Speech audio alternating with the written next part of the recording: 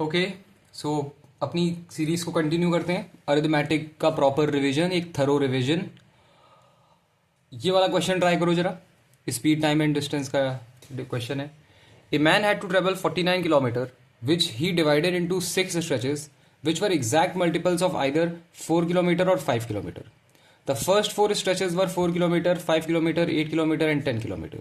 Multiples of 4 kilometer and 5 kilometer, 4 kilometer and 5 kilometer were traveled at the rate of 40 kilometer per hour and 60 kilometer per hour respectively.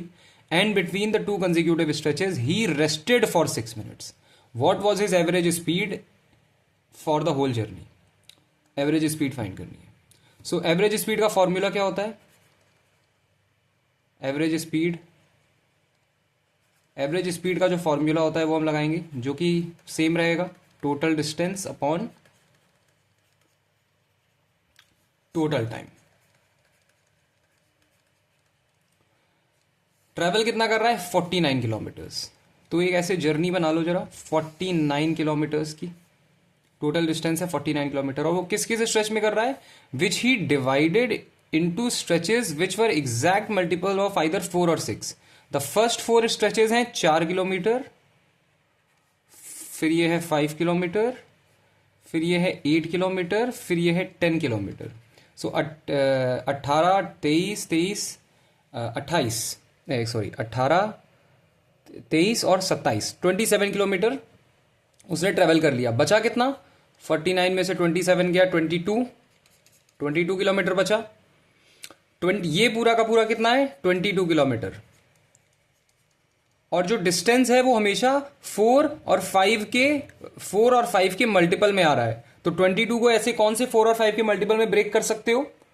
4 और 5 दोनों, 10 और 12। फिर से 10, यहाँ पे 4 का मल्टीपल आएगा जो कि होगा 12, और यहाँ पे 5 का मल्टीपल आएगा जो कि होगा 10। और तो कोई मुझे याद नहीं आ रहा। 2 और 20 कर सकते हैं, लेकिन उससे होगा नहीं क्योंकि वो 2 4 का मल्टीपल नहीं है। और हाँ, 10 और 12 ही ठीक है। ये 4 का मल्टीपल हो गया और ये 5 का। तो टोटल डिस्टेंस तो 49 रहेगा, और हमने स्ट्रेच ये निकाल भी लिया। और फिर कह रहा है कि multiples of 4 and 5 kilometre were travel eight the rate of 40 kilometre and 60 kilometre respectively. तो ये जो है ये 40 किलोमीटर पर आवर पे ट्रेवल हुआ है, ये 50 पे, ये 60 पे, ये फिर से 40 पे, ये फिर से 60 पे, ये फिर से 40 पे, और ये फिर से 60 पे। हमें डिस्टेंस पता है, हमें स्पीड पता है, हम टाइम निकाल लेंगे। टाइम का फॉर्मूला क्या होता है? Distance upon speed. तो ये करके हम सबका टाइम निकाल लेंगे। तो यहां पे कि इसका टाइम कितना आएगा? 1/10 आवर। इसका टाइम कितना आएगा? 1/12 आवर। इसका टाइम कितना आएगा? 1/5 आवर। इसका टाइम कितना आएगा? 1/6 आवर। इसका टाइम कितना आएगा? 3/10 आवर। इसका टाइम कितना आएगा? 1/6 आवर। और इसके साथ एक और चीज है, जो हमें याद रखनी है। क्या? He rested for 6 minutes between the 2 consecutive stretches. He is also resting for 6 minutes. 2 consecutive stretches के बीच में वो 6 मिनट का ब्रेक ले रहा है। मतलब यहां 6 मिनट का ब्रेक, यहां 6 मिनट का ब्रेक, यहां 6, यहां 6, यहां 6। तो टोटल 1 2 3 4 5 6 5 30 मिनट्स का ब्रेक ले रहा है। 30 मिनट्स क्या होता है? 30 मिनट्स होता है 1/2 आवर। 1/2 आवर। तो 1/2 आवर भी हमारे लिए जरूरी हो जाता है। अब total distance upon total time का फॉर्मूला लगा दो। टोटल डिस्टेंस कितना है? 49 kilometre. Average speed, total distance है 49 किलोमीटर अपॉन टोटल टाइम कितना हो जाएगा? 1/10 plus 1/12, 1/5 plus 1/6 plus 3/10 plus 1/6 plus 1/2। Solve करो इसे। 49 अपॉन नीचे क्या आ जाएगा? एलसीएम, सबका एलसीएम 60। इधर आ जाएगा 6 plus 5 plus 12 plus 10 plus 18 plus 10 plus 30। सो 49 into 60 अपॉन 18, 23, 33, 33, 43, 43, 51, 51, 61, 61, 91, 91, 3 नहीं 3 से तो नहीं जाएगा, ये 60 रहेगा। ओके, तो एलसीएम में 60 आ रहा है क्या? नहीं, मतलब इसे कटेगा, 7 से कट जाएगा, 7 7 जा, 7 1 जा और 3 जा, तो ये हो जाएगा 420 अपॉन 13। सॉल्व करोगे इसे कितना आएगा?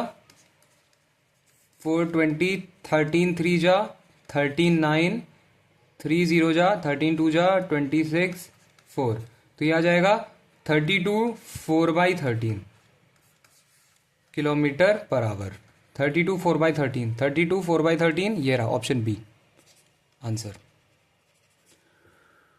ओके, समझ गए? अच्छा क्वेश्चन था स्पीड टाइम एंड डिस्टेंस का, सीजीएल में पूछा है। अगला ट्राई करो, चलो ये ट्राई करो।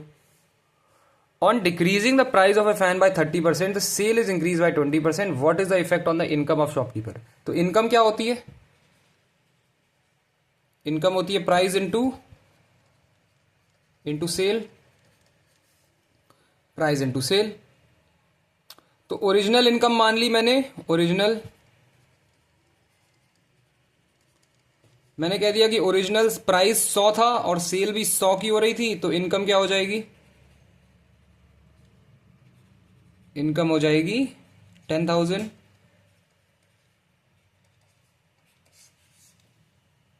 अब क्या हुआ? डिक्रीज कर दिया है प्राइस बाय 30%। अब चेंज्ड क्या है?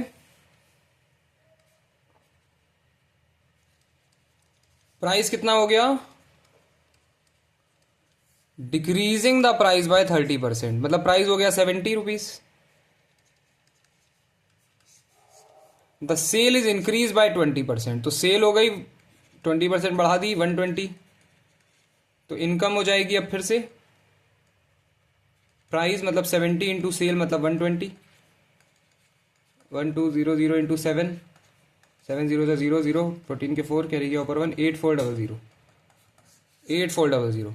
तो इनकम कम हो गई, कितनी कम हो गई? 1600 कम हो गई। किस पे? इन ओरिजिनल है 10,000 इंटू 100, 0 0 0 0, 16% कम हो गई,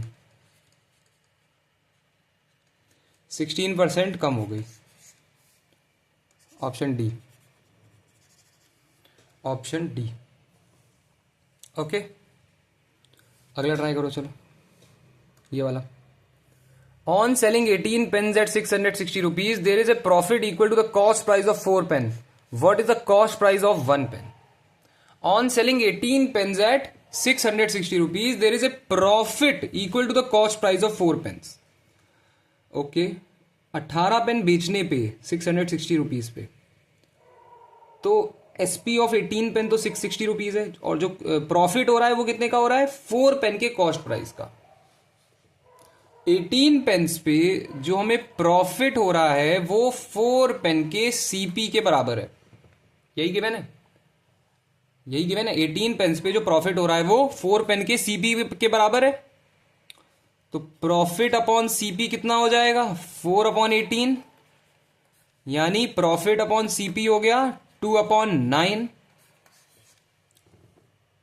प्रॉफिट 2 है रेशियो में, सीपी 9 है, तो एसपी रेशियो में कितना आ जाएगा? 9 + 2 11, 11x मान लो, यहां पे x लगा दो अपने आप।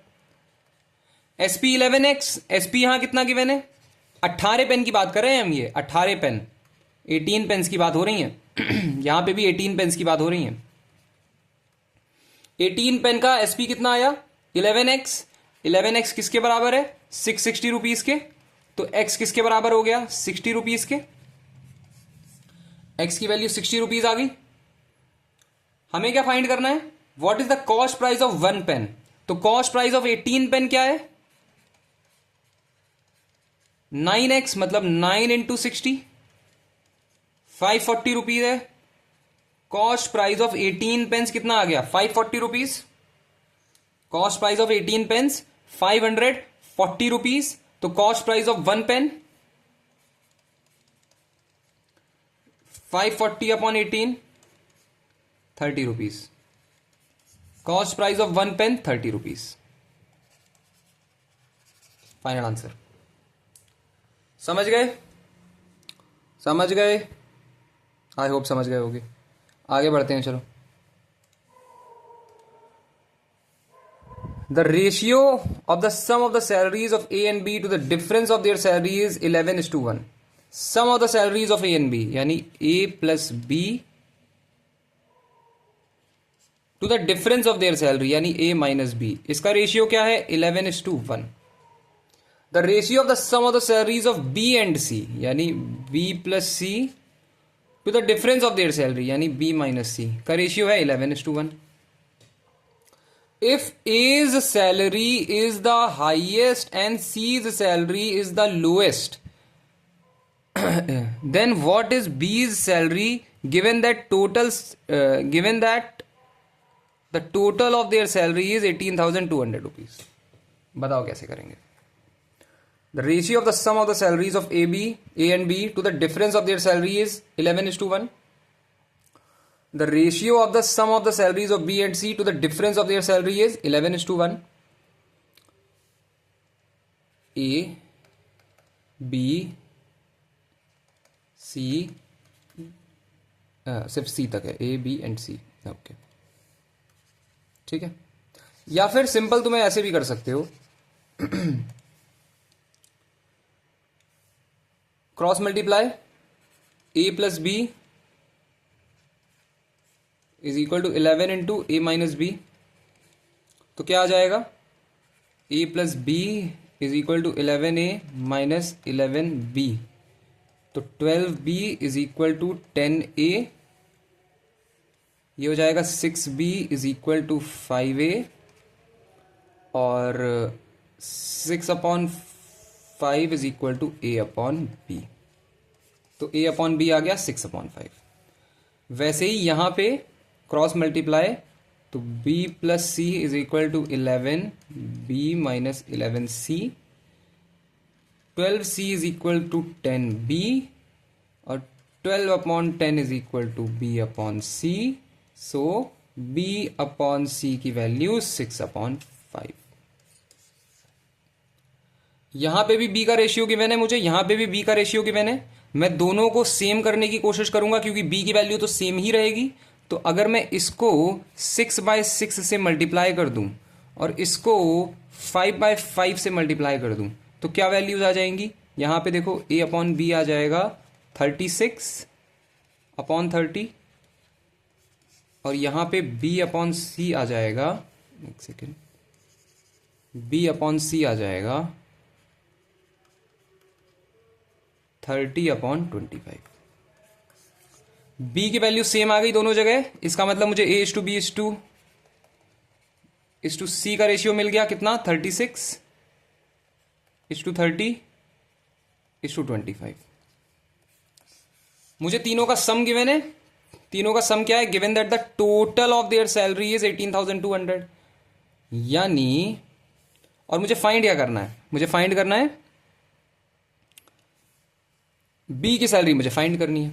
ओके, तो मुझे टोटल यानी 36x प्लस 30x, क्योंकि रेशियो में है तो x लगाओगे, 30x प्लस 25x 18,200 क्या था? 18,000, हाँ 18,200 के बराबर।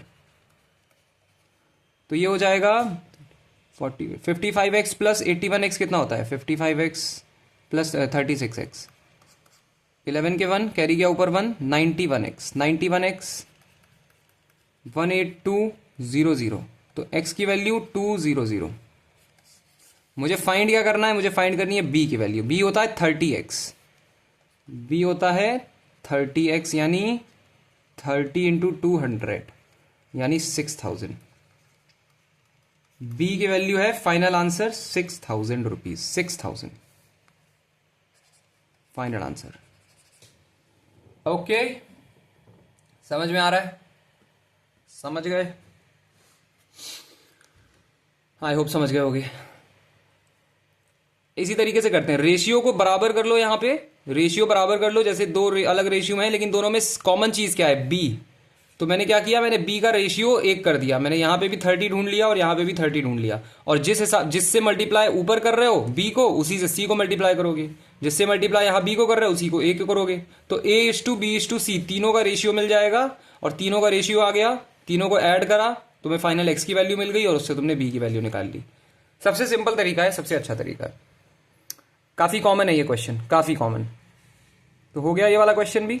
आगे बढ़ते हैं, अगला क्वेश्चन करते हैं, ये वाला करो चलो। A man travelled A distance of 47 kilometre in 6 hours. He traveled partly on foot at the rate of 6.5 kilometer per hour and partly on bicycle at the rate of 8.5 kilometer per hour.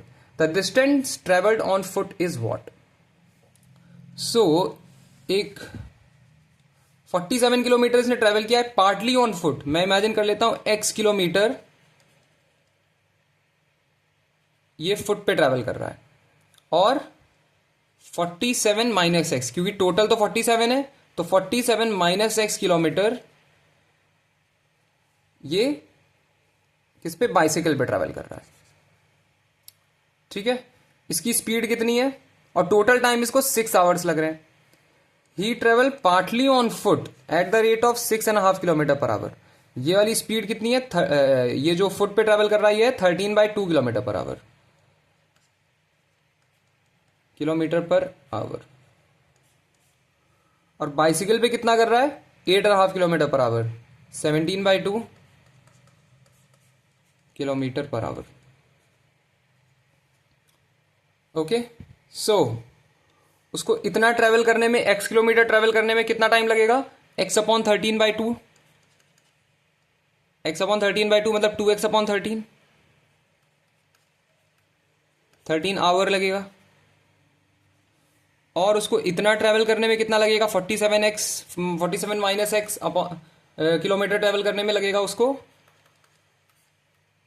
47 minus x upon 17 into 2, 47 into 2, 7 14 के 4 carry के ऊपर 94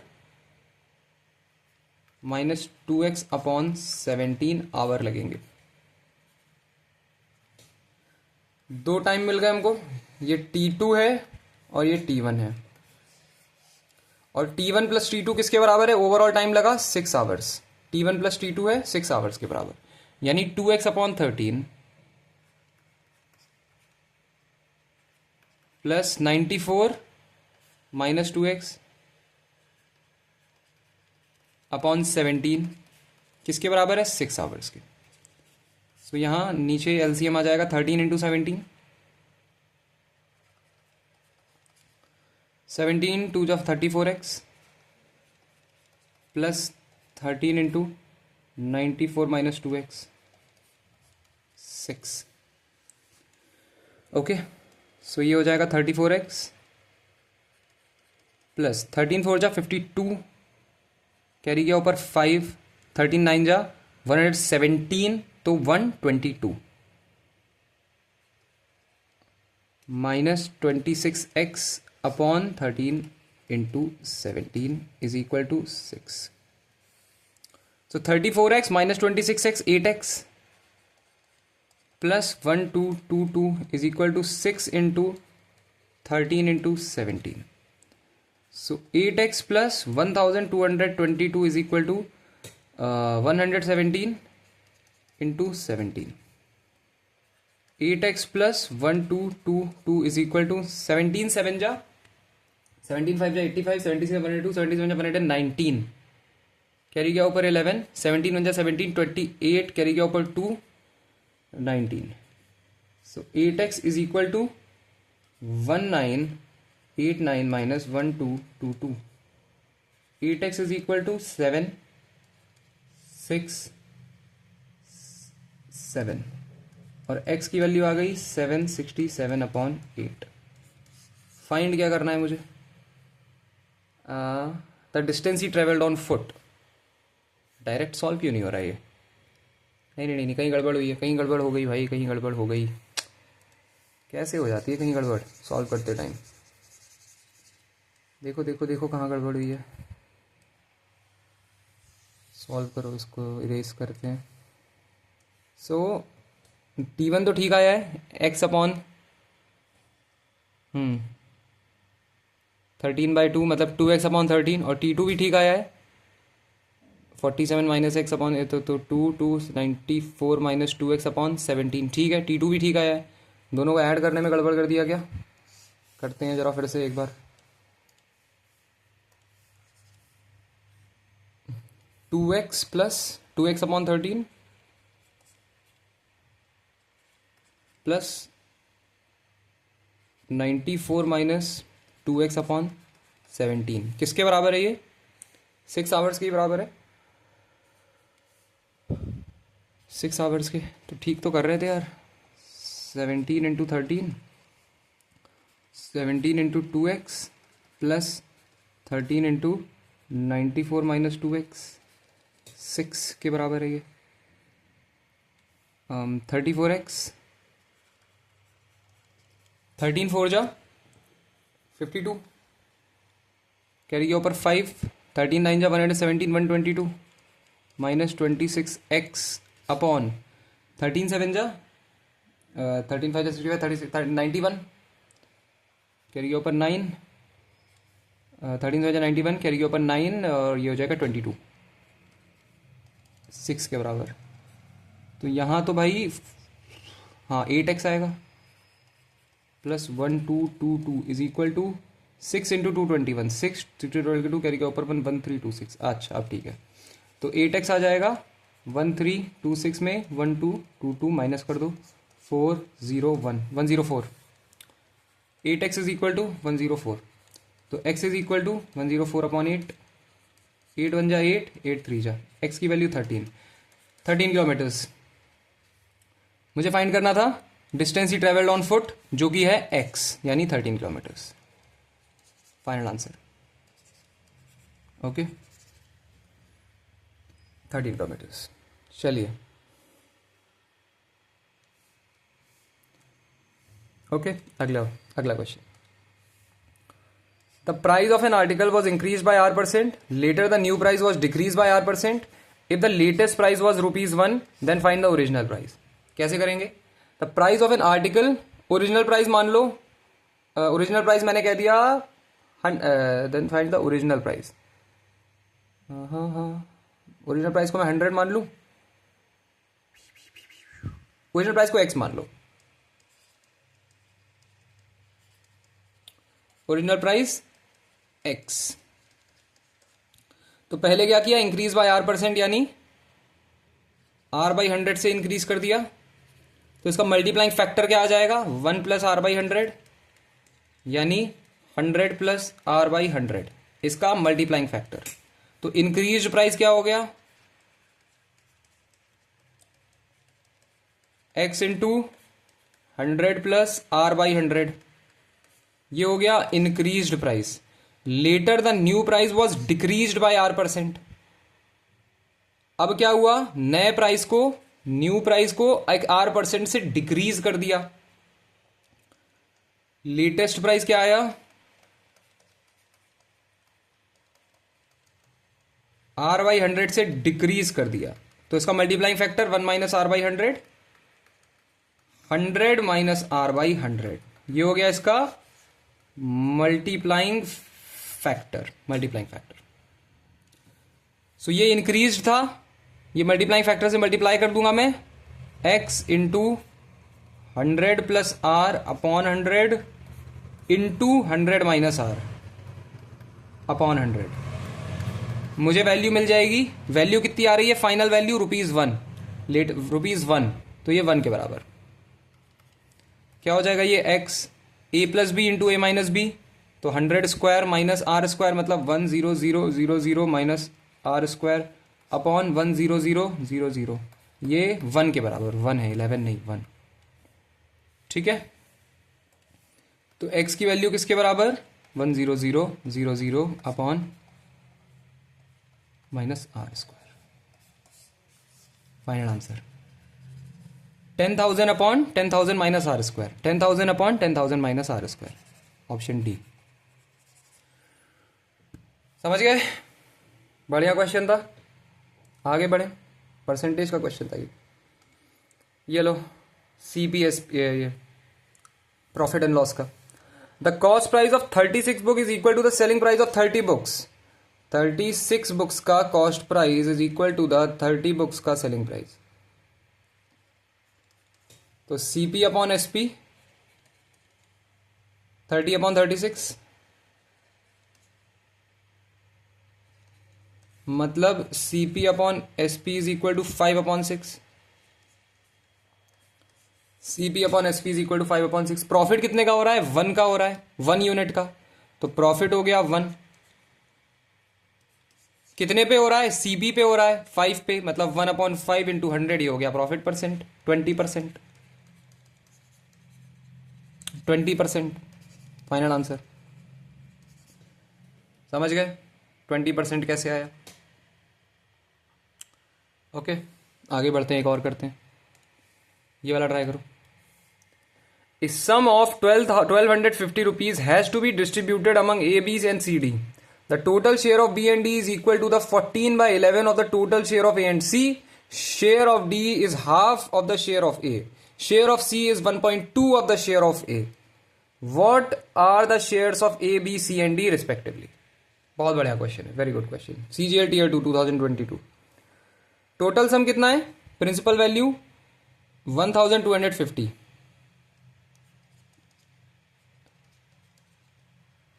1250 कितने में? A B और C, A B C D में distribute करना है।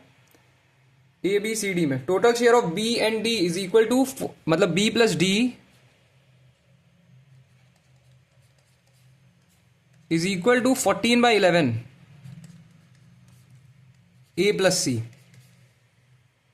ठीक है, यही गिवन है, यही गिवन है, यही गिवन है। और ये मेरी पहली इक्वेशन हो गई,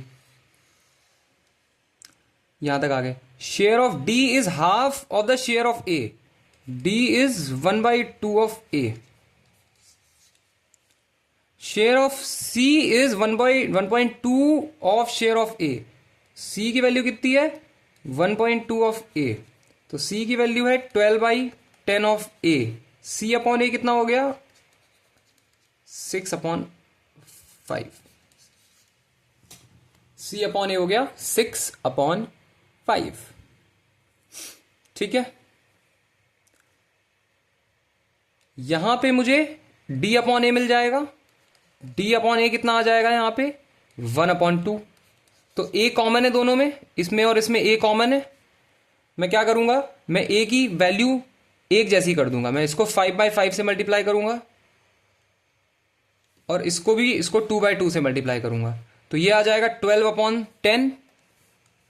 12/10 आ जाएगा ये, यहां 12/10 लिख दो। और ये क्या आ जाएगा? 5/10। 5/10।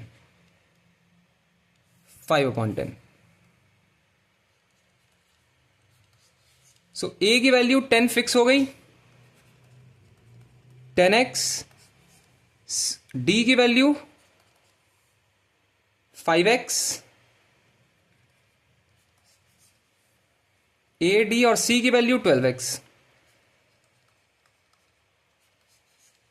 ठीक है, अब ये वैल्यूज इस वाले इक्वेशन में डाल दो। b plus D, b plus D, b plus 5x किसके बराबर है? 14/11 of a plus C. a है 10x, c है 12x। सो 11 इंटू b प्लस 5x जो है वो हो जाएगा 14 into 22x। So 11b plus 55x। 14 to जा 28, कैरी के ऊपर 2, 14 टू जा 28, 308x। तो 11b किसके बराबर? 308x minus 55x। 308 में 55 हटा दो, 352। 11b जो है वो 253 के बराबर, और b की वैल्यू हो जाएगी 23x के बराबर। b की वैल्यू 23x के बराबर। b की वैल्यू 23x। तो यहां पे b की भी वैल्यू मुझे मिल गई 23x। अब क्या करूंगा, a की वैल्यू, b की वैल्यू, c की वैल्यू और d की वैल्यू, चारों का सम किसके बराबर है, 1250। तो चारों का सम कर दो, 10x plus 15x, 15x 27x, 27x 37, 47, 50, 50x is equal to 1250, 50x is equal to 1250, x is equal to 25, x is equal to 25। मुझे फाइंड क्या करना है, सबके share, A B C D सबके शेयर। x की वैल्यू 25, अगर x की value 25 तो a की वैल्यू 25 इंटू 10 250, b की वैल्यू 25 इंटू 5 125, c की वैल्यू 12 5 जा 12 इंटू 25 60 की जीरो कैरी के ऊपर 6 300, और d की वैल्यू, सॉरी ये d की वैल्यू है ना, हाँ ये d था, और ये b की value 23 into x, 23 into x 12 into 23, तो b की वैल्यू 12 3 जा 36, अरे क्या कर दिया मैंने, b की वैल्यू क्या आ रही थी 23x,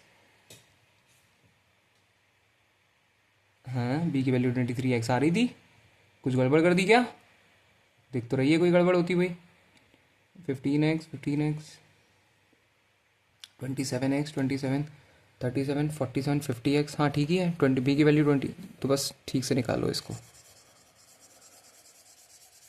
a की वैल्यू 250 फाइनल है, b की वैल्यू 25 इंटू 23, 25 इंटू 23, 25 इंटू 23, 5 थी जब 15 के 5 कैरी के ऊपर 1, 7 इंटू 5 टू जा 10 के 0 कैरी के ऊपर 1 5, 575 575, b की वैल्यू 575, क्यों, क्योंकि x की वैल्यू क्या आई है 25, c की वैल्यू 12x, c की वैल्यू 12 इंटू 25, तो 25 इंटू 12 क्या होता है, 12 5 जा 60 के 0 कैरी के ऊपर 6, 12 टू जा 300, c की वैल्यू 300, और d की वैल्यू 25 इंटू 125, तो कहाँ आ रही है ये सारी वैल्यूज, a 250 कहाँ आ रहा है, a और इसमें ठीक है, तीन में, b 575 यहाँ और यहाँ, तो a और d में से कोई आंसर होगा, a और d में से, c 300 कहाँ आ रहा है, दोनों जगह, d 125 है, option A, option A final answer, option A final answer. Okay हो गया, अगर हो गया तो एक और करते हैं, ये वाला करो। A certain number of pages need to be typed. A, B and C are assigned to do this job. However, C leaves after 4 days when 40% of the job was complete. In this way, it takes 13 days to finish the job. Also, B can type twice as fast as A. How much would the fastest worker take to type the entire set of pages alone? बताओ। A, B and C are assigned to do this job. However, C leaves after 4 days. C जो है वो 4 दिन बाद छोड़ के चला गया काम। After 4 days when 40% of the job was complete. मतलब A plus B plus C ने 4 दिनों तक काम किया और इन्होंने 40% of the total job complete कर दिया, 40% ऑफ टोटल जॉब। तो मैं कह देता हूं कि टोटल जो वर्क है, टोटल वर्क जो है वो 100x unit, total work 100x unit के बराबर है। ए बी और सी ने मिलके 4 दिनों में 40% यानी 40x यूनिट काम किया, 40x यूनिट्स काम किया, ठीक है। However she leaves after 4 days when 40% of the job is complete. In this way, it takes 13 days to finish the job. अब B और C, अब कौन बचा, अब सिर्फ और सिर्फ A और B बचा, तो A और B 9 दिन अभी और काम करेंगे और 60x यूनिट कर डालेंगे। मुझे कैसे पता 9 दिन और काम करेंगे, टोटल डेज कितने लग रहे हैं 13, 4 दिन ये लोग काम कर चुके हैं, बचा कितना टाइम 9 दिन बचा, 9 + 4 13, ठीक है समझ गए। सो अब और अपने मतलब की इक्वेशन बनाते हैं। तो ये जो पहली इक्वेशन है, यहां से मुझे ये पता चल गया a plus B plus C 4 दिनों में 40 यूनिट करते हैं। तो a plus B plus C जो है वो 1 डे में कितना करेगा? 10 units, 10x units. a plus B plus C एक दिन में 10x यूनिट करेगा। और a प्लस बी 1 डे में कितना करेगा? 9 दिनों में इन्होंने 60 यूनिट काम कर डाला, तो ये 1 डे में कितना करेंगे? 60x/9, 3 से चला जाएगा 20x/3 units. a plus B जो है वो एक दिन में 20x/3 यूनिट कर रहे हैं, ये भी मुझे पता चल गया। ठीक है, अब जरा देखो इस वाली इक्वेशन में ये वाली वैल्यू डालो। a प्लस बी एक दिन में 20x/3 कर रहे हैं, तो a प्लस बी की वैल्यू यहां पुट कर दो। ये हो जाएगा 20x/3 प्लस सी 1 डे है तो 1 लिखने की जरूरत नहीं है, 10x यूनिट कर रहे हैं। तो c की वैल्यू कितनी आ जाएगी?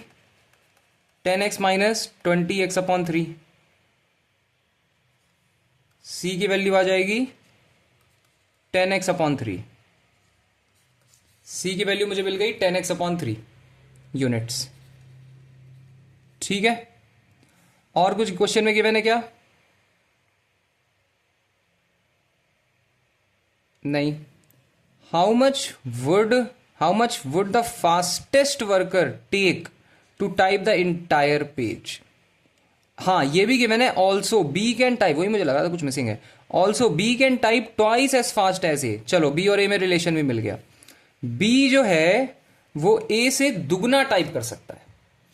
बी जो है वो ए से दुगना टाइप कर सकता है, मतलब बी की जगह हम क्या लिख सकते हैं? 2a लिख सकते हैं।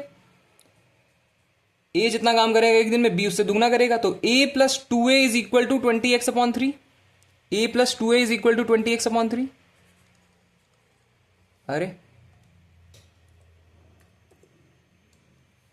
a plus 2a is equal to 20/3 हो जाएगा। कहां गया? ये रहा। a plus 2a is equal to 20x/3।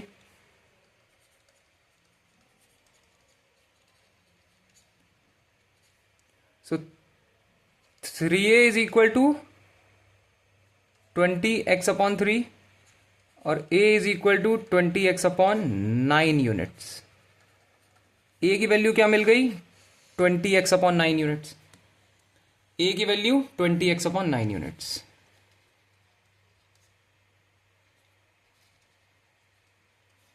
a की वैल्यू भी मुझे मिल गई, c की वैल्यू भी मिल गई। b की वैल्यू कैसे निकालोगे? b की वैल्यू कैसे निकालोगे? ये रिलेशन जो मुझे गिवन है कि b can type twice as fast as a। b जो है वो a से दुगना टाइप करता है, तो a कितना करेगा एक दिन में? अगर a जो है वो एक दिन में 20x/9 कर रहा है, तो b इसका दुगना करेगा, b इसका दोगुना करेगा। तो b की वैल्यू कितनी आ जाएगी? b की वैल्यू आ जाएगी 40x/9। एक दिन की वैल्यू निकाल रहे हैं हम, ये एक दिन की, तो b आ जाएगा एक दिन में 40x/9। ठीक, तो बस अब इनमें फास्टेस्ट कौन है? हमें फास्टेस्ट वर्कर कितनी जल्दी काम करेगा ये निकालना है। इनमें फास्टेस्ट कौन है? तो भाई बी तो ए से ज्यादा फास्ट है, लेकिन सी और बी में ज्यादा फास्ट कौन है? सी और बी में ज्यादा फास्ट कौन है? तो क्या करो, 10x/3 को मल्टीप्लाई कर दो 9 से, और 40x/9 को भी मल्टीप्लाई कर दो 9 से, तुम्हें पता चल जाएगा। ये आएगा 3, तो ये आ रहा है 30x और ये आ रहा है 40x। मतलब फास्टेस्ट कौन है? बी ए से ज्यादा फास्ट है, ये तो पहले ही गिवन था। B can type twice as fast as A, तो उससे कंपेयर करने की जरूरत नहीं है। सी से कंपेयर करा, दोनों को एक नंबर से मल्टीप्लाई करा, क्योंकि दोनों फ्रैक्शन में थे। ये 30x आया, ये 90x आया, नेचुरल नंबर में कन्वर्ट किया हमने इन्हें, तो बी फास्टेस्ट हो गया। बी एक दिन में 40x/9 यूनिट करता है और बी फास्टेस्ट है। बी 1 डे में 40x/9 करता है, 9 यूनिट्स, और बी फास्टेस्ट है। टोटल काम कितना है? 100x unit. बस मुझे क्या फाइंड करना है? How much would the fastest worker take to type the entire page. तो 100x/4 40x इंटू 9, एक्स से एक्स चला गया, 0 0 चला गया, 2 जा और ये 5 जा, 45/2 22.5, 22.5 डेज, 22.5 डेज आंसर है। समझ गए कैसे करना है? ओके, अच्छा क्वेश्चन था ये। आगे बढ़ते हैं, ये करो। The difference between the simple interest receive from two different sources on 1500 rupees for 3 years is rupees 13.50. The difference between their rates of interest is what? The difference between the simple interest received from two different sources on 1500 rupees for 3 years is 13.50. मतलब SI1 minus SI2 की value क्या आ रही है? 13.50. तो यहां पे SI1 निकाल लो और यहां पे SI2. SI1 क्या आएगा? 50. SI1 निकालने के लिए प्रिंसिपल की वैल्यू 1500 रुपीज, टाइम कितना है? 3 years, और रेट ऑफ इंटरेस्ट कितना है? रेट ऑफ इंटरेस्ट मुझे नहीं पता, तो मैं आर ऐसे ही निकाल लेता हूं, आर कह देता हूं R%, R% per annum. SI2 के लिए प्रिंसिपल कितना है? 1500 rupees. Rate of time period इसमें लिए भी 3 years है, और रेट ऑफ इंटरेस्ट R% कह दो।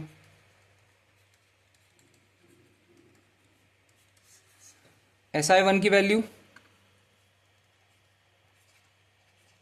PRT/100,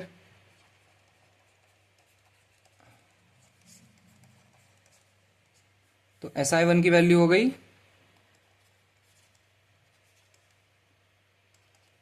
45 आवर, और SI2 इसकी वैल्यू भी PRT/100।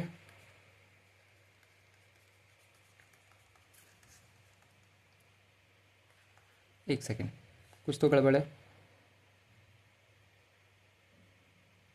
R अलग होगा ना, R2 होगा यहाँ पे, तो R1 है ये और ये R2 है।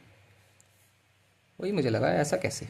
मुझे क्या डिफरेंस बिटवीन द रेट्स निकालना है, तो ये R2, तो SI2 की वैल्यू 45 R2,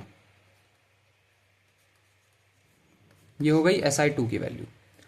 मुझे SI1 माइनस SI2 पता है 13.50 है, ये इक्वेशन लगा देता हूं मैं। 45 R1 माइनस 45 R2 13.50 के बराबर। 45 बाहर ले लो, R1 minus R2 is equal to 1350/100। ठीक है, सो R1 माइनस R2 1350/45 इंटू 100। 5 2 जा 7 जा, 5 9 जा 3 जा, 0.3%। R1 माइनस R2 क्या आ रहा है? 0.3%। Final answer R1 minus R2 0.3%। समझ गए? समझ गए तो बताओ, हो गया? आगे बढ़ते हैं, चलो अगला ट्राई करो, ये वाला करो। A certain sum is deposited for 4 years at 10% per annum on compound interest compounded annually. The difference between the interest at the end of 2 years and that at the end of 4 years is 5082 rupees. Find the sum. तो CI after 4 years minus CI after 2 years कितना है? 5082। मुझे क्या find करना है? Principal. Principal की value मुझे नहीं पता, ये फाइंड करनी है। तो मैं प्रिंसिपल अज्यूम कर लूंगा। मैं प्रिंसिपल कितना अज्यूम कर लूंगा? रुपीस P रुपीस अज्यूम कर लूंगा। ठीक है, सबसे पहले CI4 की वैल्यू निकाल लेते हैं। मतलब CI4 मतलब 4 साल के बाद का कंपाउंड इंटरेस्ट कितना आएगा, और यहां पे मुझे CI4 माइनस CI2 गिवन है, 4 साल के बाद का कंपाउंड इंटरेस्ट माइनस 2 साल के बाद का कंपाउंड इंटरेस्ट। याद रखना, कितने भी साल के बाद का कंपाउंड इंटरेस्ट माइनस कितने भी साल का कंपाउंड इंटरेस्ट हो, उसकी वैल्यू, मतलब मैं ये कह रहा हूं CI4 माइनस CI2 जो होगा वो बराबर होगा अमाउंट 4 माइनस अमाउंट 2 के। 4 साल के कंपाउंड इंटरेस्ट और 2 साल के कंपाउंड इंटरेस्ट का जो डिफरेंस होगा वो बराबर होता है 4 साल के अमाउंट माइनस 2 साल के अमाउंट पर, 2 साल के अमाउंट के। ऐसा क्यों? क्योंकि प्रिंसिपल तो सेम होता है, प्रिंसिपल बाहर ही निकाल लोगे, प्रिंसिपल तो सेम ही होगा ना, चाहे 4 साल की बात करो चाहे 2 साल की, प्रिंसिपल सेम आएगा। और 4 साल के बाद का कंपाउंड इंटरेस्ट, चौथे साल का कंपाउंड इंटरेस्ट नहीं, चौथे साल का कंपाउंड इंटरेस्ट नहीं, 4 साल के बाद का। अगर चौथे साल का कंपाउंड इंटरेस्ट होता तो फॉर्मूला अलग हो जाता। ये 4 साल के बाद का कंपाउंड हो के कितना पहुंचा है, हाँ, इसमें पहले साल, दूसरे साल, तीसरे साल, चौथे साल चारों का एडेड है, और इसमें पहले और दूसरे साल का एडेड है। याद रखना ये बात। अगर 4 साल के बाद और 2 साल के बाद के डिफरेंस की बात हो रही है तो वो बराबर हो जाएगी किसके? 4 साल के बाद जो अमाउंट आ रहा है वर्से माइनस 2 साल के बाद जो अमाउंट आ रहा है, इसके बराबर हो जाएगा। ठीक है, तो CI निकालने की जरूरत ही नहीं है, सीधे अमाउंट निकालो, तुम्हारा आंसर आ जाएगा। तो A4 की वैल्यू क्या होगी? ये होगी P 1 plus R/100 to the power n। तो A4 की value 1 plus 10/100 to the power n कितना है? 2। 4 निकाल रहे हैं ना, तो 4। So P into 11/10 to the power 4, ये आ जाएगा 14641 P अपॉन, ठीक है, ये आ गया A4। वैसे ही A2 जाएगा P 1 plus R/100 to the power 2, 1 plus R कितना है? 10 अपॉन 100 टू द पावर 2, 11/10 का स्क्वायर, 121 अपॉन 100 P, ये आ जाएगा A2। ठीक है, ये आ गया A2। मुझे A2 की वैल्यू मिल गई, मुझे A4 की वैल्यू मिल गई, दोनों का सब्ट्रैक्ट कर दो। किसके बराबर होना चाहिए?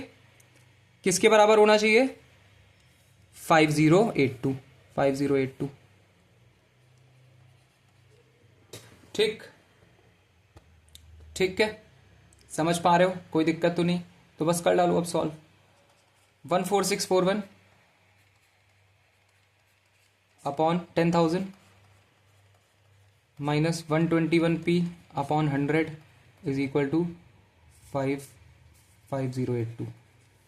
ठीक है, 10,000 ले लो LCM, 14641 माइनस 12100P 5082, कितना आ जाएगा ये? 14641 12100, सब्ट्रैक्ट कर दो, 1452 2541P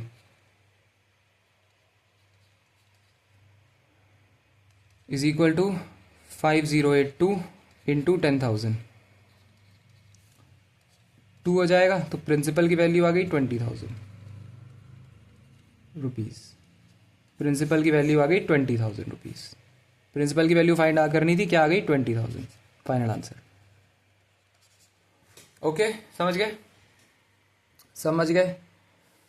अगर समझ गए तो एक और ट्राई करो, ये लो।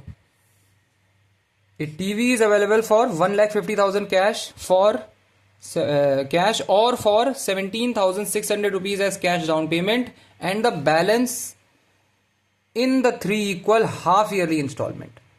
If the interest is changed at 20% per annum compounded half yearly, then the total interest in rupees paid by the customer under this installment is what? बताओ क्या होगा टोटल इंटरेस्ट? डाउन पे ये उसका क्वेश्चन है, instalment का कैसे करते हैं सिखा चुका हूं कई बार, फिर भी अभी सॉल्व करके बता देता हूं। कैश में अगर पे करोगे तो कितना है? 1,50,000 और डाउन पेमेंट 17,600 की कर दी है, तो अब बचा कितना? 1,50,000 में 17,600 सब्ट्रैक्ट कर दो, 1,32,000 रुपीज, 32,400 रुपीज इतना बचा। इस पे क्या लिया जाएगा? लोन लिया जाएगा। इस पे लोन लिया जाएगा कितने परसेंट पे? 20% per annum, compounded half yearly. Compounding half yearly हो रही है। रेट ऑफ इंटरेस्ट क्या है? 20% पर एनम, लेकिन कंपाउंडिंग हाफ ईयरली हो रही है, तो जो रेट मेरे यूज का होगा वो कितना होगा? 10% पर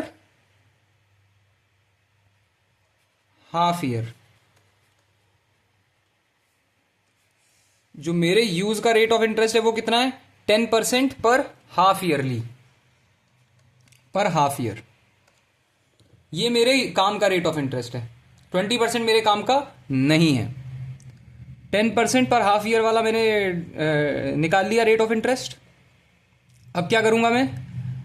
अब मैं इमेजिन करता हूं, एक तीन डाउन पेमेंट होनी है हर 6 महीने पे।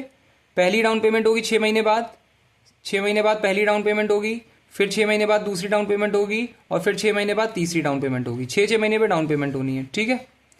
अब मैं इमेजिन करता हूं एक सिनारियो, जहां पे इमेजिन करो कि प्रिंसिपल तुम्हारा 100x है, एक्चुअल प्रिंसिपल 1,32,400 रुपीज है, इतने का लोन लिया है। बट इमेजिन करो अगर प्रिंसिपल 100x होता तो पहले 6 महीने के बाद अमाउंट कितना हो गया होता? 110x। 10% का रेट चढ़ता, ठीक है। तो यहां पे लिखो प्रिंसिपल, यहां पे लिखो अमाउंट। अगर प्रिंसिपल होता, इसको कैंसिल हो गया, अगर प्रिंसिपल 10x होता तो अमाउंट कितना हो गया होता? 11x। 11x पहले साल के बाद, पहले 6 महीने के बाद हो गया होता। और दूसरे 6 महीने के बाद कितना हो गया होता? तो प्रिंसिपल अपॉन अमाउंट 10/11 है, स्क्वायर कर दो, दूसरे 6 महीने के बाद आ जाएगा, मतलब 100x अपॉन 121x। और तीसरे 6 महीने के बाद, तीसरी कंपाउंडिंग के बाद कितना हो गया होता? तो 10/11 टू द पावर 3 कर दो। यही होता है कंपाउंडिंग में। तो ये हो जाएगा 1 टेंस 100,000x अपॉन 1331x। जो इंस्टॉलमेंट है वो हर साल सेम है।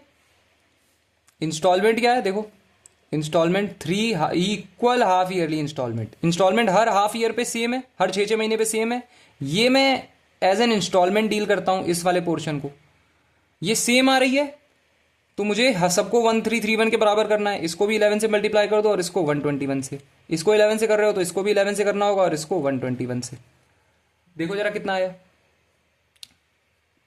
प्रिंसिपल अमाउंट, कितना आया? ये आ जाएगा 1210x और ये आ जाएगा 1331x। ये आ जाएगा 1100x और ये आ जाएगा 1331x। ये आ जाएगा 1 टेंस 100,000x और ये भी है 1331x। टोटल प्रिंसिपल सबको ऐड कर डालो, 0 1 3 3 x, ठीक है, 0133x। टोटल प्रिंसिपल मेरा इसके बराबर है और इसकी वैल्यू कितनी है? 132,400। तो 310x है 132,400 के बराबर। सो x की value 132,400 upon 331।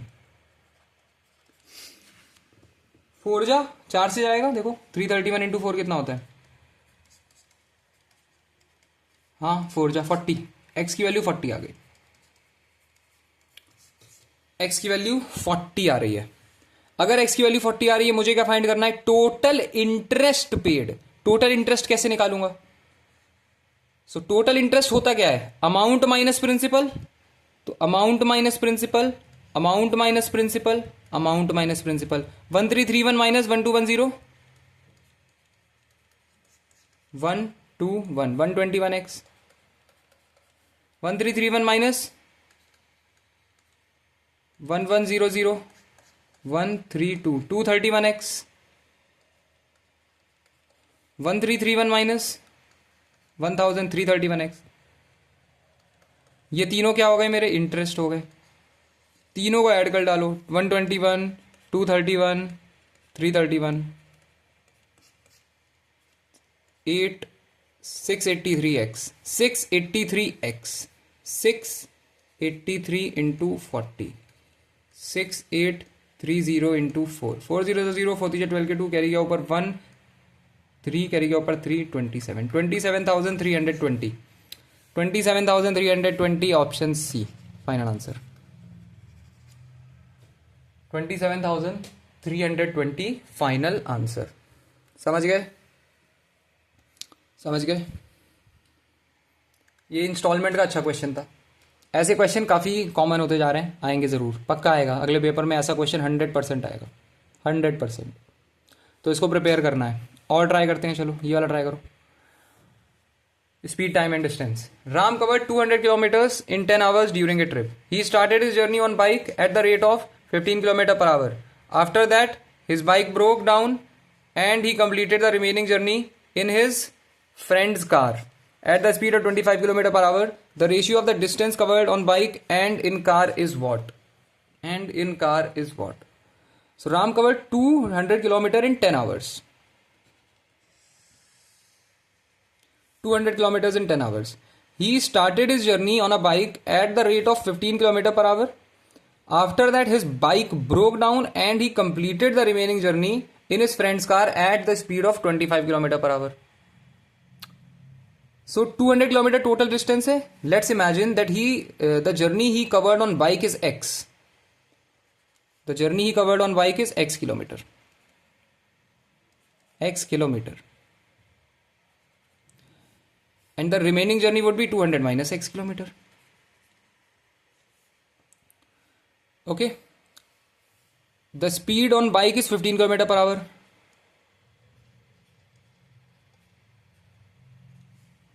After that, his bike broke down and he completed the remaining journey in his friend's car at the speed of 25 km per hour. So speed over here is 25 km per hour. Okay. So time taken to complete this journey is x upon 15 hour. And time taken to complete this journey is 200 minus x upon 25 hours. T1 plus T2, इसको T1 मान लो, इसको T2 मान लो. So T1 plus T2 is going to be equal to 10 hours. T1 plus T2 is going to be equal to 10 hours. T1 plus T2 is equal to 10. So x upon 15 plus 200 minus x upon 25 is equal to 10. Take LCM. What can you take LCM? We can take LCM as 75. So 15 5 ja 5x plus 25 3 ja 600 minus 3x is equal to 10. So 2x plus 600 is equal to 750. 2x is equal to 150 and x is equal to 75. X is equal to 75. X is equal to 75. So this will be 125. This is 75. This is 125. The ratio of the distances covered on bike and car. That means you have to find 75 is to 125. This will be 3 is to 5. 3 is to 5. Option B is the right answer. 3 is to 5. Option B. Okay, got that? If you understood this, let's move on to the next question. The price of a commodity has increased by 60%.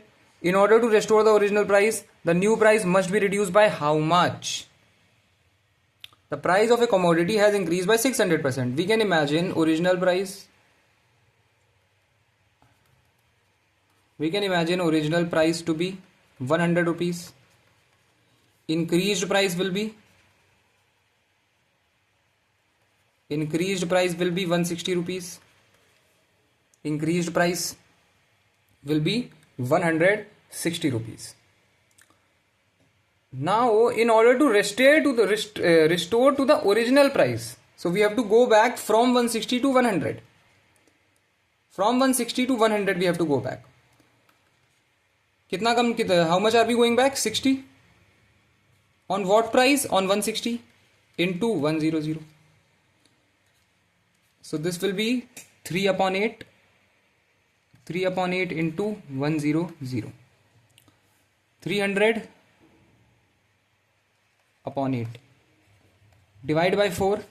4 7 ja 28. 5 ja 4 2 ja. So this will be 37.5. 37.5%. Option B. I hope you all know the formula. हाँ, changed price is what? Percentage का formula क्या होता है? Percentage का formula होता है changed value upon initial value into 100. तो change value कितनी थी? 60. Initial value 160. You multiplied by 100, you will get 37.5%. Okay, got that? That is the final answer. समझ गए? अगर समझ गया तो आगे बढ़ते हैं. चलो ये सॉल्व करो. If a person sells 80% of the number of toys for an amount with which he purchased all the toys, then what is his profit percentage? If a person sells 80% of the number of toys for an amount with which he purchased all the toys, 80% of the number of toys he is selling for an amount with which he purchased all the toys. Okay, very good question. Basically ये कह रहा है question में कि 80 toys का SP, अगर मान लो total toys उसने खरीदे हो 100, उसने 100 खरीदे, तो 80 टॉयज का जो एसपी है ये किसके बराबर है? ये 100 total toys for an amount with which he purchased all the toys, 100 price के सीपी के बराबर है. तो एसपी अपॉन सीपी क्या आ जाएगा? 100 अपॉन 80. तो एसपी अपॉन सीपी आ जाएगा 5 अपॉन 4. मुझे क्या जानना है? मुझे बताना है प्रॉफिट परसेंटेज क्या होता है. प्रॉफिट परसेंटेज क्या होता है? Profit upon CP into 100. तो प्रॉफिट इसमें कितना आ रहा है? 5 माइनस 4 यानी 1. सीपी कितना है? 4 इंटू 100 क्या हो जाएगा? 25%. 25% will be the final answer. Option C 25%. समझ गए? समझ में आ गया? अगर आ गया तो आगे बढ़ते हैं. चलो ये वाला ट्राई करो.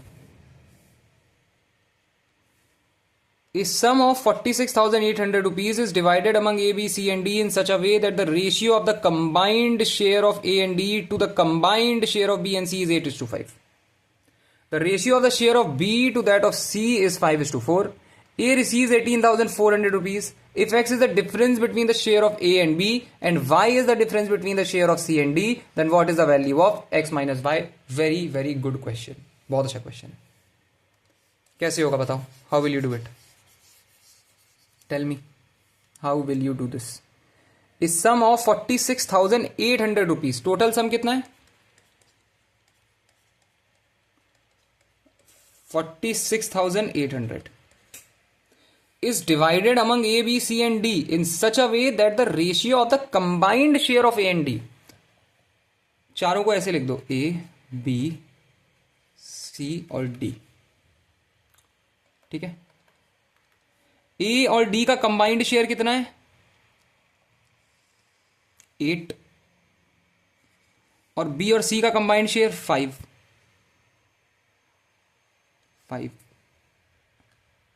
The ratio of the share of B to that of C is 5:4. B is to C का रेशियो है 5:4. इंडिविजुअली ये क्या है? 5:4. इंडिविजुअली ये क्या है? 5:4. अब एक चीज देखो, 5 + 4 कितना आ जाएगा? 9 आ जाएगा। मतलब इन दोनों का कंबाइंड शेयर 9 होना चाहिए। यहां पे मुझे 5 भी है इनका कंबाइंड शेयर। इंडिविजुअली ऐड करने पे 9 आ रहा है, 5:4 है ना, 5 + 4 9 आ रहा है, 5 + 4। तो मैं क्या करूंगा, मैं 9 और 5 का एलसीएम ले लूंगा। कितना हो जाएगा? इसको 9 से मल्टीप्लाई कर दो, और अगर क्योंकि इसे मल्टीप्लाई कर रहे हो तो इसके साथ रेशियो मुझे किसका गिवन था? इसका गिवन था। इसको भी मल्टीप्लाई करोगे 9 से, और इसको 5 से मल्टीप्लाई कर दो, और इसके साथ किसका रेशियो गिवन है? इसका गिवन है। इसको भी 5 से मल्टीप्लाई कर दिया। तो क्या आ जाएगा जरा देखो, ये आ जाएगा 25, ये आ जाएगा 20, ये आ जाएगा 45,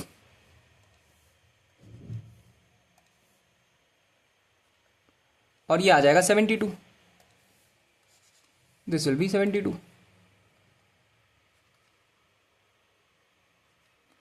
अब देखो यहां पे कंबाइंड शेयर इसका कितना है? 45।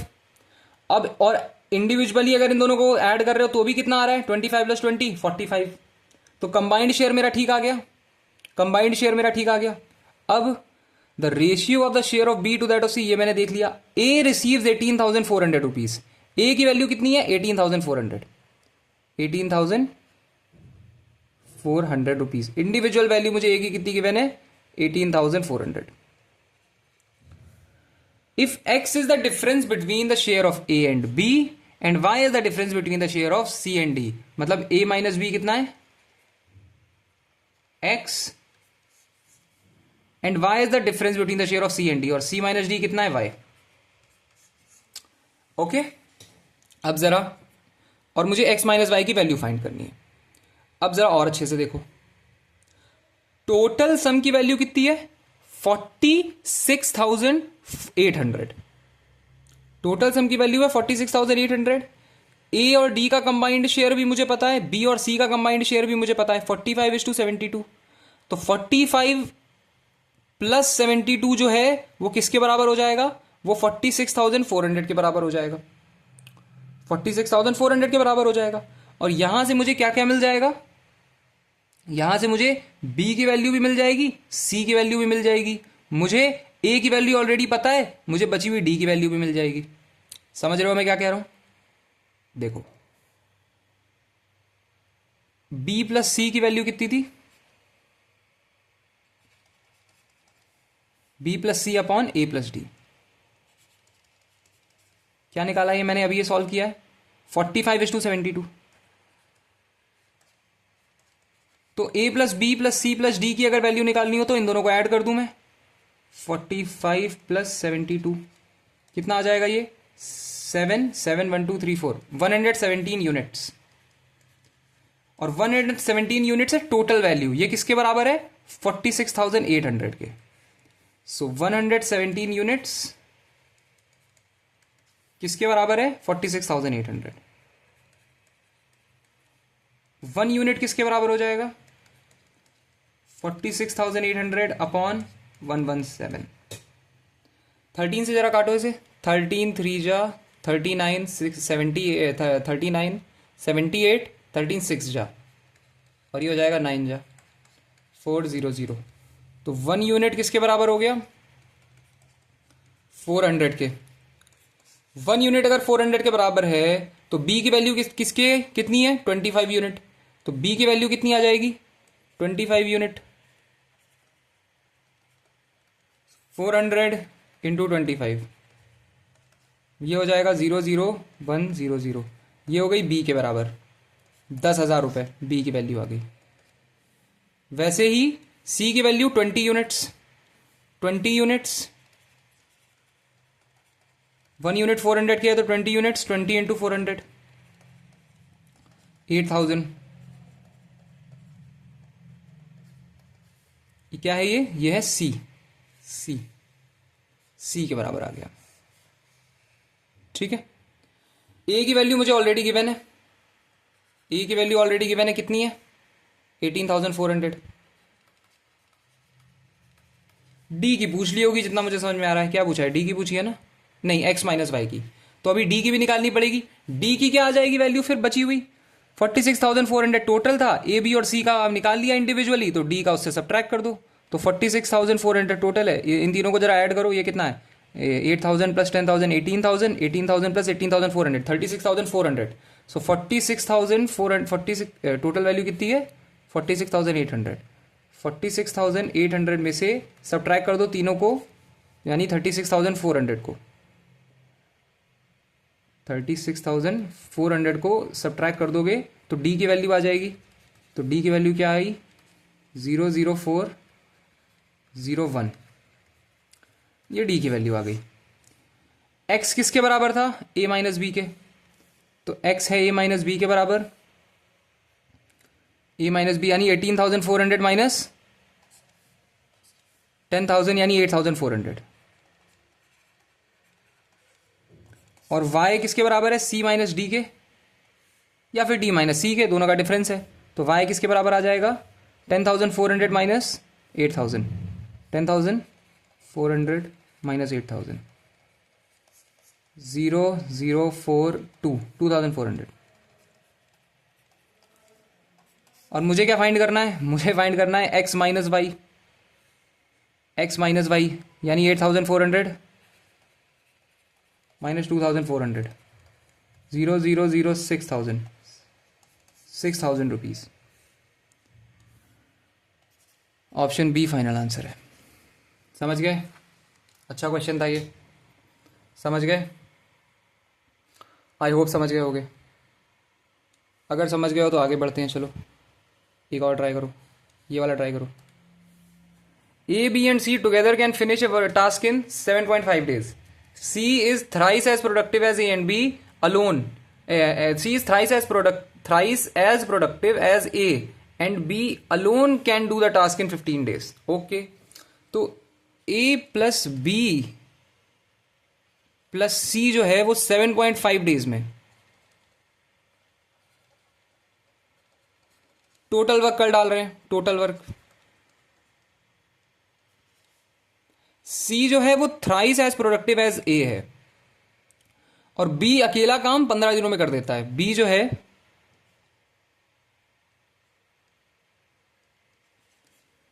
15 डेज में टोटल वर्क कर डालता है। तो टोटल वर्क पहले अज्यूम करना पड़ेगा। टोटल वर्क में 150 यूनिट अज्यूम कर लेता हूं, क्यों, क्योंकि वो 7.5 और 15 दोनों को डिवाइड कर देगा, और इंटू 10 करना आसान रहता है ना। तो टोटल वर्क मैं अज्यूम कुछ भी कर सकता हूं, तो मैं 150 यूनिट अज्यूम कर लूंगा। Total work is equal to 150 units, total work is equal to 150 units. So A plus B plus C 7.5 days में टोटल वर्क कर रहे हैं, यानी 150 यूनिट्स कर रहे हैं। So A plus B plus C 1 day में कितना करेगा, 1500 upon 75, 20 units. A plus B plus C एक दिन में 1 डे में करेगा 20 यूनिट्स।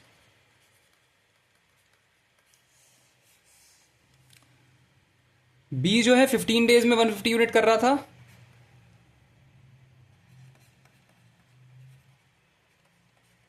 वन 150 यूनिट्स कर रहा था, तो बी 1 डे में कितना करेगा, 10 यूनिट्स। बी 1 डे में कर डालेगा 10 यूनिट्स। ठीक है, अब क्या जानना है मुझे, और मुझे यह भी पता है कि C is thrice as productive as ए।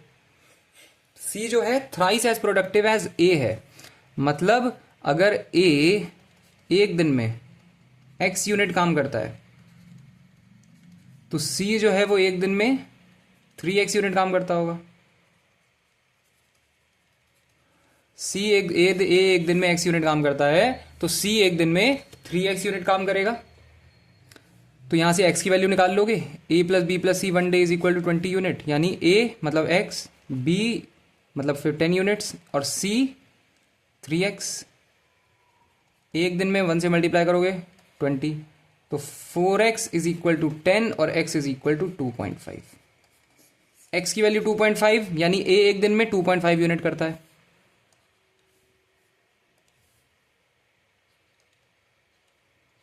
और c एक दिन में 7.5 यूनिट करता है।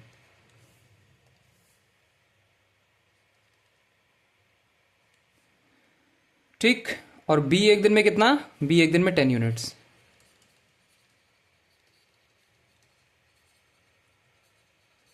क्या ढूंढना था मुझे? In how many days can A and B do the job if C goes on leave. A और बी मिलके पूरा काम कितने टाइम में कर देंगे? तो ए और बी, ए प्लस बी एक दिन में कितना करेंगे? 2.5 प्लस 10, 12.5 यूनिट्स। टोटल वर्क कितना है? टोटल वर्क मैंने लिया है 150, तो कितने दिन लगेंगे? 150 अपॉन 12.5, 25 6 जा 0 जा 25 5 जा 12 डेज। 12 डेज तुम्हारा final answer, 12, option C, 12 days is the final answer. समझ गए? समझ गए? ओके, आगे बढ़ते हैं, चलो ये वाला करो। A man borrowed 29,000 rupees for 3 years and 45,000 rupees for 5 years at the same rate of simple interest. If he paid a total interest of 60,400 rupees, then what was the rate of interest? बहुत अच्छा question. सोच, अगर principal है 29,000 rupees,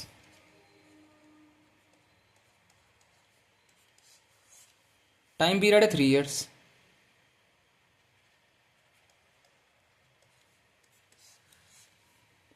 और जब principal है 45,000 rupees,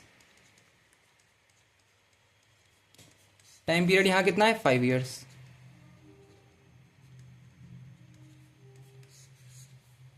eight the same rate of simple interest, दोनों जगह रेट परसेंट सेम है, R% पर एनम मान लो,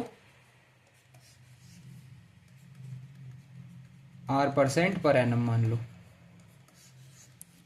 if the total interest of 60,400 rupees is paid, then what is the rate of interest? Total interest मतलब यहां से मुझे SI1 निकलेगा, SI1 निकलेगा, और यहां से SI2 निकलेगा। तो SI1 की value PRT upon 100, 29,000 into R रहेगा, इंटू T 3 अपॉन 100, और SI2 45,000 PRT इंटू R रहेगा, इंटू T 5 अपॉन 100। सो SI1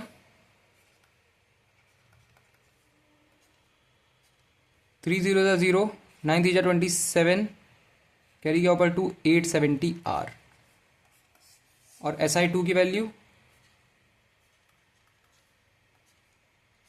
5 0 0, 5 5 25, कैरी के ऊपर 2 5 4 20, 2 2 50 R। क्या मुझे जानना है? If the total interest 60,400 is paid, मतलब SI1 plus SIR, SI1 plus SI2, 62,400, 870 R plus 2250 R, 62400 के बराबर। 2250 में 870 ऐड कर दो, 0 डाल के 2, कैरी के ऊपर 11 के 1 2, 2120 R is equal to 62400। So R की वैल्यू 6240 अपॉन 212, 4 1 जा 4, 5 जा 6 जा 0 जा 4, 5 जा 3 जा। ठीक है, R क्या है? डेसिमल में आ रहा है, 53 नहीं, डेसिमल में तो नहीं आ रहा है भाई, कुछ गड़बड़ ना कर दियो फिर से यार, आज दिन कितना ख़राब है, हैं? गड़बड़ तो नहीं करी है पक्का ना? हमारा कितना आएगा? हमारा आएगा 23 जा तो जाएगा, 3 जा तो जाने वाला नहीं है, 20 समथिंग समथिंग आएगा, 20 कर लेते हैं चलो भाई, इस बार गड़बड़ ना हुई हो। 1560 53 2 जा 6 10 0 5 0 नाइन जा तक चला जाएगा? नहीं, नाइन जा नहीं, एट जा तक जाएगा। 53 एट जा, 8 3 जा 20, 53 नाइन जा कितना होगा? ये होगा 497 है ना। 53 नाइन जा 7 करेगी ऊपर 2, 9 जा 45, 4 हाँ 477 हो रहा है। तो 9 जा सकता है आराम से भाई, लेकिन 9 का तो कोई ऑप्शन ही नहीं है। लो, कहीं गड़बड़ कर दी भाई फिर से। आज बहुत क्वेश्चन में गड़बड़ हो रही है, कैलकुलेशन बहुत ख़राब चल रही है आज। फिर भी ट्राई करो भाई, कहाँ गड़बड़ हुई है देखो ज़रा, कहीं तो आप लोगों ने अगर रिकॉग्नाइज़ किया है। यहीं हुई होगी गड़बड़, मुझे जो समझ में आ रहा है, और कहाँ हुई होगी। माफ़ करना भाई, आज बहुत गड़बड़ हो रही है। 2-3 क्वेश्चन में हो गई ना, और ज़्यादा ही हो गई बल्कि। हाँ, 29,000 3 ईयर्स आर इतना, 45,000 है ना 5 ईयर्स आर इतना। तो क्या गड़बड़ कर दी? एस आई क्या होता है? PRT अपॉन 100 होता है। तो SI1 29,000 into R into T upon 100, और यहाँ SI2 निकाल रहे हैं हम, PRT अपॉन 100। सही तो किया मैंने ना? सही किया है सब note. 45,000 into R into T upon 100। चलो देखते हैं भाई कहाँ गलती हुई। SI1 3 0 जा 0, 9 3 जा 27 कैरी के ऊपर 2 870 आर। SI2 5 0 जा 0, 5 5 जा 25 कैरी के ऊपर 2 आर। दोनों को ऐड कर दो,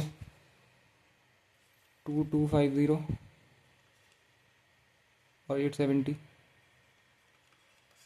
0 7 1 2 3 4 5 12 के 2 कैरी के ऊपर 1 9 1 2 11 के 1 3120 3120 आर किसके बराबर है? 62400।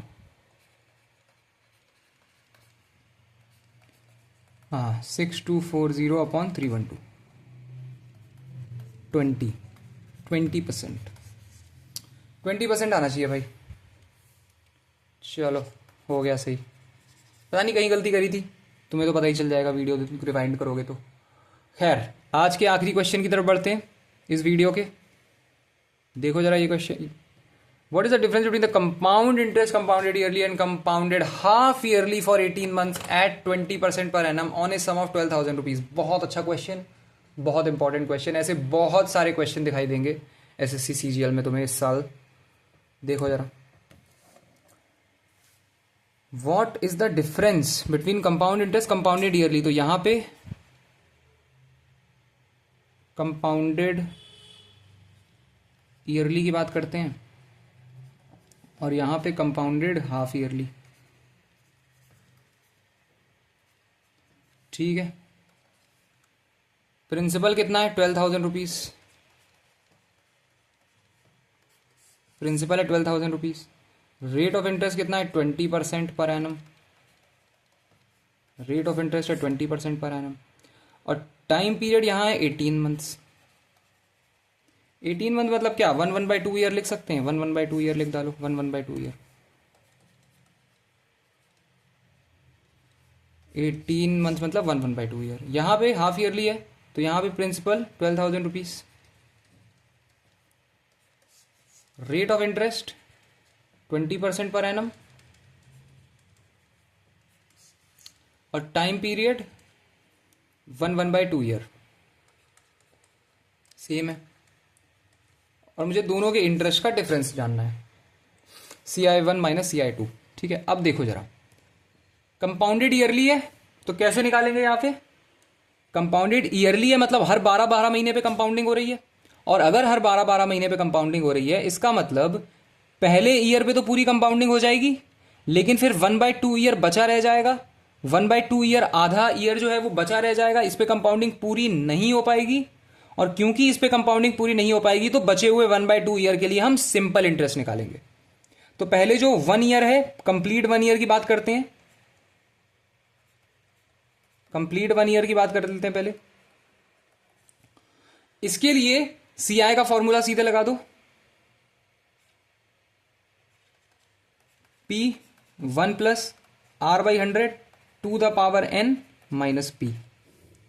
ठीक, तो P कितना है 12,000, 1 प्लस R यानी 20 upon 100 to the power n यानी 1 माइनस 12,000। ठीक है, 12,000 बाहर कॉमन ले लो, 120 अपॉन 100 माइनस 1, ये हो जाएगा 6 अपॉन 5, 5 2 जा 10, 4 जा 0 जा 0 जा 6 0 जा 0 जा 6 4 जा 24, कैरी के ऊपर 2, नहीं नहीं नहीं नहीं नहीं नहीं, एक सेकेंड, इतना बड़ी वैल्यू तो आ ही नहीं सकती। कहाँ गलती कर रहे हैं भाई अब नहीं करेंगे गलती। देखो देखो देखो देखो, ये बाहर ले लिया मैंने, P बाहर ले लिया तो अंदर क्या बचेगा, हाँ ये 12,000 120 अपन, ठीक है तो 20, हाँ हाँ हाँ हाँ ये गलती करी, देखो 20 अपॉन 100 बचेगा ना, तो ये और ये चला गया, 1200 इंटू 2 2400 आया। पहले एक साल का जो कंपाउंड इंटरेस्ट आया वो कितना आया 2400 रुपीज़, 2400 रुपीज़ पहले एक साल का कंपाउंड इंटरेस्ट। लेकिन अभी आधा साल बचा हुआ है, वरना हाफ ईयर बचा हुआ है, हाफ ईयर बचा हुआ है। अब इस हाफ ईयर के लिए हम सिंपल इंटरेस्ट निकालेंगे, क्यों, क्योंकि इस हाफ ईयर में कंपाउंडिंग पूरी नहीं हो पाई, और कंपाउंड इंटरेस्ट निकालने का एक बेसिक क्राइटेरिया होता है, कंपाउंड इंटरेस्ट लगने का एक बेसिक क्राइटेरिया होता है कि उस साल की कंपाउंडिंग पूरी होनी चाहिए। अगर उस साल की कंपाउंडिंग पूरी नहीं हो पाती है तो उस साल कंपाउंड इंटरेस्ट नहीं लगता, तो उस साल हम कंपाउंड इंटरेस्ट की जगह सिंपल इंटरेस्ट लगाते हैं। तो अब जो बचा हुआ 1/2 ईयर है, लेफ्ट 1/2 ईयर,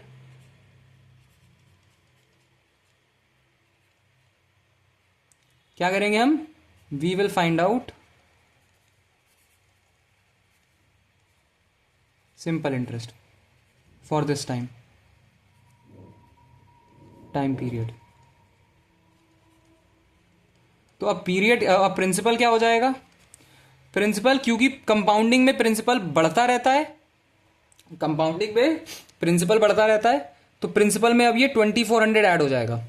सो अब प्रिंसिपल हो जाएगा 12,000 प्लस 2400, 12,000 प्लस 2400, तो प्रिंसिपल की वैल्यू आ जाएगी 14,400 rupees. This is the value of principal.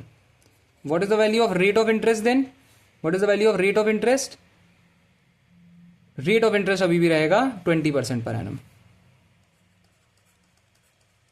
और टाइम कितना है अब, what is the value of time, 1/2 year. So SI क्या आ जाएगा, PRT अपॉन 100, SI आ जाएगा P 14,400 into R 20 into T 1/2 upon 100 10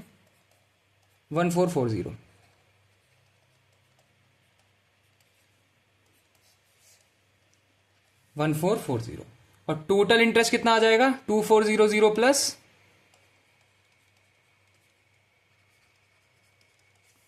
total interest आ जाएगा 2400 प्लस 1440, 0483। सो टोटल इंटरेस्ट की वैल्यू ₹3840। ये हाफ ईयर, ये ईयरली वाला हो गया, ईयरली जो कंपाउंडिंग हुई। अब हाफ ईयरली की कंपाउंडिंग की बात करते हैं, हाफ ईयरली की कंपाउंडिंग, ठीक, हाफ ईयरली में कैसे करेंगे, rate of interest 20% per annum है, 20% पर एनम। मुझे हाफ ईयरली में कंपाउंडिंग हर 6 महीने पे हो रही है, तो रेट ऑफ इंटरेस्ट चेंज होगा। ये तो 20% पर एनम है, हाफ ईयरली हर 6 महीने में कंपाउंडिंग हो रही है, तो रेट ऑफ इंटरेस्ट क्या आ जाएगा 10%, जो मैं यूज करूंगा वो होगा 10% पर 6 मंथ्स, 10% पर 6 मंथ्स। टाइम पीरियड इतना है, तो एन की वैल्यू क्या आ जाएगी, कितनी बार कंपाउंडिंग हो पाएगी, 18 महीने का टाइम की मैंने, तो 3 बार कंपाउंडिंग हो जाएगी 6 महीने में, तो एन की वैल्यू आ जाएगी 3। The value of n is 3। C I find करना है मुझे। सी आई का फॉर्मूला लगा दो। सी आई का फॉर्मूला क्या होता है? P 1 plus R by 100 to the power n minus 1। तो लगा डालो जरा सी आई। P कितना है? 12,000। 1 plus R 10 by 100 to the power n यानी 3 minus 1। So 12,000 11 by 10 to the power 3 minus 1। 12,000 1331 upon 10 upon 1000 minus 1। 331 अपॉन ये और ये कैंसिल हो गया। 12 1 12 के 2 कैरी गया ऊपर 1 7 कैरी गया ऊपर थ्रू 3 9 3972 रुपीज़। ये क्या है? ये है CI2। मुझे क्या फाइंड करना है? मुझे फाइंड करना है CI2 माइनस CI1। ये है CI1। तो CI2 माइनस CI1 मतलब 3972 माइनस 3840 क्या आ जाएगा? 231 132 rupees. Final answer 132 rupees. 132 final answer. समझ गए? समझ गए? तो ये आज के लेक्चर की को ख़त्म करते हैं आज इसी नोट पे। आई होप अच्छे से समझ में आया होगा, सब कुछ अच्छे से पढ़ा। अरिथमेटिक का जो मैं प्रॉपर रिवीजन करा रहा हूँ, अगर अच्छा लग रहा है तो सब्सक्राइब कर लो और सारे लेक्चर्स देखो, तुम्हारा काफ़ी हेल्प हो जाएगी। सारी वीडियोस देखोगे तो काफ़ी अच्छे से एग्ज़ाम क्रैक कर पाओगे और काफ़ी अच्छे मार्क्स स्कोर कर पाओगे। आई होप अच्छा लगा होगा, सब समझ में आया होगा। ठीक है, कमेंट में मुझे बता देना। मिलते हैं अगली वीडियो पे। अच्छा लगा हो तो you can subscribe the channel. Bye.